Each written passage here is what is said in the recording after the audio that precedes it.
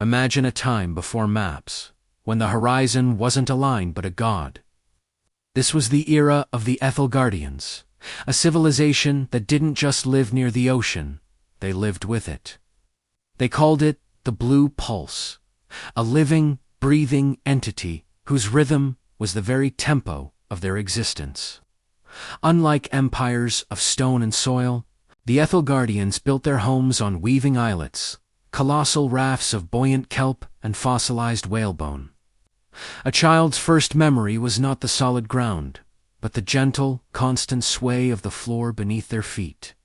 Their history wasn't written, it was sung. Elders known as tide speakers didn't just tell stories. They sang the currents, believing every wave carried a message from their ancestors. For them, a silent sea was terrifying. It meant the gods had stopped breathing. At the heart of their culture was the Siren of the deep trench. But this wasn't the dangerous siren from old legends. The Aethelgardian siren was a guardian, a shimmering bioluminescent being that reflected the stars. When the ocean was respected, she would sing a low, humming frequency called the solace. This sound guided their ships through the thickest fog, a natural sonar that made stars obsolete.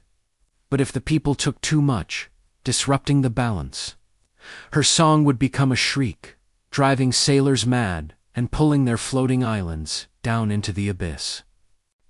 This was their secret, a profound ecological wisdom. They understood the delicate symbiosis of the sea. They worshipped the great predators, like sharks and orcas, calling them the shepherds of the current. They practiced lunar harvesting, fishing only during certain moon phases to let marine populations recover. Their very homes were biodegradable. When a raft home aged, it was intentionally sunk, becoming a new reef and giving back to the ocean that had sustained them. Even in death, they provided life. So what happened to them? Their end wasn't a war. It was a disconnection. As land-based civilizations began to industrialize the coasts, the Blue Pulse grew frantic and polluted. The noise from iron ships and the runoff from the shore drowned out the siren's song, cut off from the ancient hum that guided them. The Aethelgardians drifted aimlessly into the ocean's dead zones.